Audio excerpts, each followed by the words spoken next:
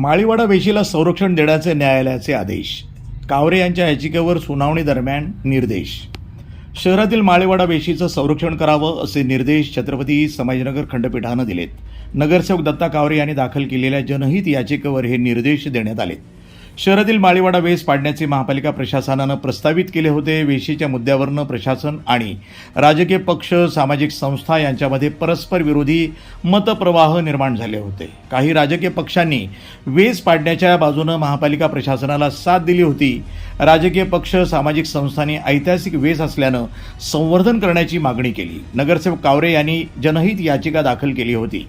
कावरे यांच्या वतीनं ॲडव्होकेट नारायण नरवडे, ॲडव्होकेट माधव दुसुंगे आणि ॲडव्होकेट कार्तिक कटारिया यांनी काम पाहिलं. त्यांनी केलेला युक्तिवाद ग्राह्य धरून माळीवाडा वेशीचं संरक्षण करण्याचा आदेश खंडपीठानं दिला आहे. वृत्तसंपादन विभाग, न्यूज टुडे 24, अहिल्यानगर.